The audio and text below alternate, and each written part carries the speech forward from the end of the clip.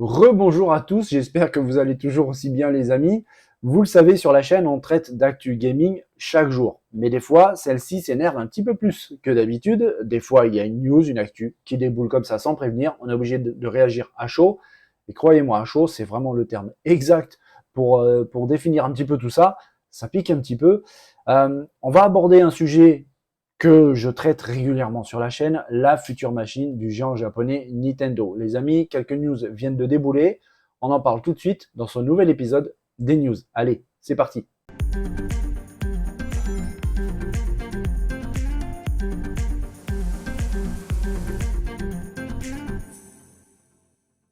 La nouvelle console du géant japonais Nintendo commence sérieusement à faire parler d'elle. On va l'appeler Switch 2. Je ne connais pas son nom. Je ne sais pas si ça va s'appeler Switch 2, Switch Pro, peut-être même une autre dénomination. Nintendo en est parfaitement capable. Mais pour des raisons pratiques, on va l'appeler Switch 2. Cette console donc commence sérieusement à faire parler d'elle. Dans une très récente vidéo, j'aborde souvent le sujet sur cette chaîne. Je vous avais parlé, je vous avais indiqué que Nintendo prévoyait une date de présentation de sa nouvelle console, soit à la toute fin de cette année, soit au début de l'année prochaine, 2024. Je vous avais même dit que Nintendo prévoyait très certainement une date de sortie pendant le premier trimestre de 2024, et j'avais même émis l'hypothèse, j'avais un petit peu précisé la chose. Je sens que Nintendo prévoit un lancement de sa nouvelle console entre avril et mai 2024. Eh bien, il semblerait que j'ai vu un petit peu juste parce que deux infos, deux leaks viennent tout juste de tomber. Le premier aborde justement le sujet de la date de présentation et de lancement de la machine. Alors, on va faire le point tranquillement, les amis. On va commencer en parlant de Foxconn. Si vous ne connaissez pas Foxconn, il s'agit d'un sous-traitant absolument gigantesque. Ce sous-traitant travaille par exemple pour le géant américain Apple. C'est Foxconn qui fabrique les iPhones pour Apple. Mais Foxconn travaille aussi pour Nintendo. Il fabrique par exemple les boîtiers métalliques, les châssis de la console Nintendo Switch actuelle. Et un leak vient tout juste de tomber qui indique que Foxconn s'attend à une hausse très très nette des revenus en toute fin de cette année 2023 et une hausse de revenus grâce à Nintendo. Alors pourquoi est-ce que Foxconn s'attend à une hausse colossale de ses revenus pour cette fin d'année? Pourquoi est-ce que ce serait grâce à Nintendo?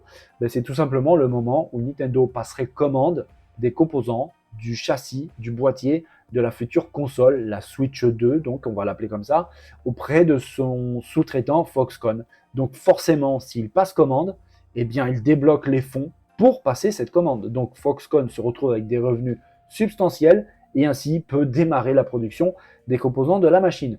Ça rejoint vraiment ce que j'avais dit, tout simplement parce que Nintendo a déclaré il y a assez peu de temps qu'il n'y aura pas de lancement de nouvelles machines en tout début d'année 2024. Et ils avaient déclaré entre janvier et mars. Entre janvier et mars, d'après Nintendo, officiellement, il n'y a pas de sortie de machine. Mais après, c'est possible. Et c'est ce que je vous avais dit dans la précédente vidéo, c'est ce que je vous ai dit en tout début de celle-ci, qu'à mon avis, on peut s'attendre à quelque chose de très intéressant entre avril et mai. Et ça correspondrait parfaitement à ce leak qui fait état donc de Foxconn qui s'attend à une hausse substantielle de revenus en toute fin d'année grâce à Nintendo. Tout ça parce que en fait Nintendo va passer commande de la production des composants et donc lancer la production de la Switch 2. On sait aussi, je vous avais déclaré d'ailleurs sur la vidéo que Sharp, très célèbre fabricant de composants japonais, notamment d'écrans, avait déjà lancé la production d'écrans pour une console Nintendo encore non annoncée. Forcément, on pense tout de suite à la Switch 2. Donc une rumeur rejoint une autre, ça commence à faire beaucoup. Et à mon avis, je vais rester vraiment sur cette idée d'une possible sortie de la console Switch 2 entre avril et mai. On verra, mais à mon avis, on n'est pas trop loin de la vérité. Autre leak, les amis, et là c'est très très intéressant aussi, on parle un petit peu du kit de développement. C'est pareil, je vous avais annoncé sur la chaîne que un studio de développement, Mercury Steam, un studio de développement espagnol, avait déjà reçu son kit de développement pour la future console du géant japonais.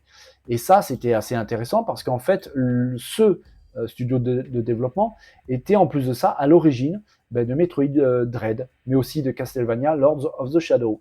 Je vous parle très régulièrement sur la chaîne qu'il y a un Metroid Prime 4 qui est en développement très probablement chez Nintendo. Je pensais qu'il allait être présenté au dernier Nintendo Direct, dont on voit ici par exemple Super Mario Wonder. Ça n'a pas été le cas, mais à n'en pas douter, ce Metroid Prime 4 est toujours en développement. Il se pourrait que ce soit le cas chez ce studio de développement, Mercury Steam, qui donc à l'origine de Metroid Dread, donc franchement ça ferait sens. Et là on a une information très intéressante concernant le kit de développement, tout simplement parce qu'un agent de la TSA, qui est l'Agence nationale américaine de sécurité dans les transports aériens, donc en gros un agent de douane dans les aéroports, a tout simplement contrôlé une personne qui portait une valise dénommée Pélican. C'est une valise qui a un renforcement avancé au niveau de la protection, de la sécurité. On ne peut pas l'ouvrir la valise comme ça ne se fait pas comme ça.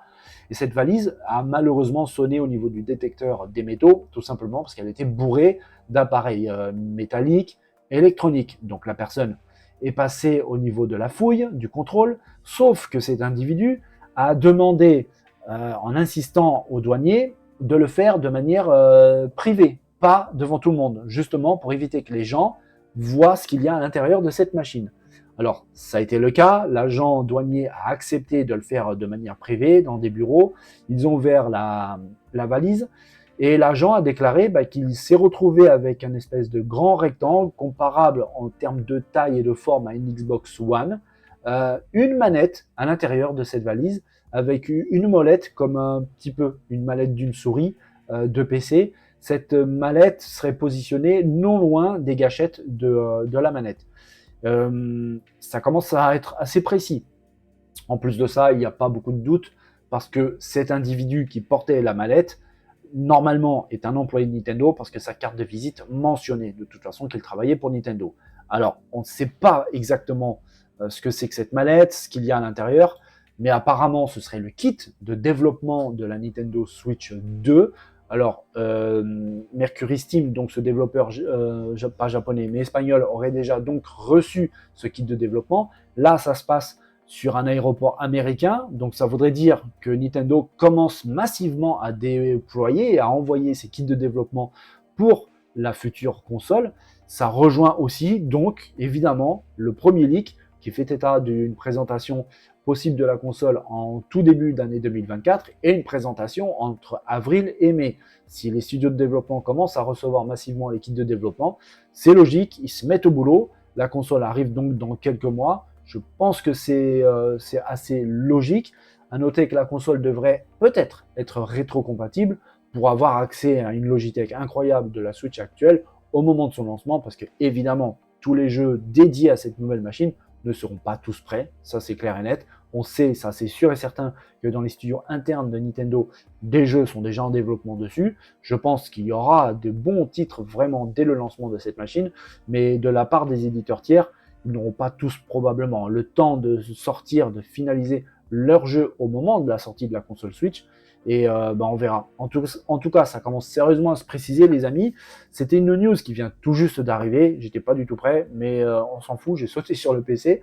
J'ai voulu traiter ça tout de suite pour partager cette information sur la future console de Nintendo, Switch 2, Switch Pro. On verra bien, mais ça commence vraiment à se préciser. Oui, ça s'annonce vraiment dingue avec des choses toujours de plus en plus folles autour de cette future machine de Nintendo. Aujourd'hui, on a carrément droit à un scénario digne d'un film d'espionnage. Carrément, c'est complètement fou.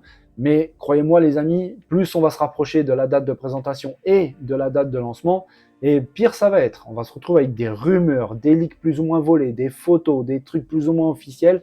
Ça s'annonce complètement dingue. Entre aujourd'hui et la fin d'année, on attend des très très gros jeux, vraiment. Mais croyez-moi, la console de Nintendo va aussi véritablement prendre de plus en plus de place sur Internet. Ça, c'est sûr et certain. J'espère que vous avez apprécié cette vidéo, ces petites news comme ça un petit peu à l'arrache sur la future console de Nintendo. Je vous souhaite à tous une belle bonne journée, portez-vous bien.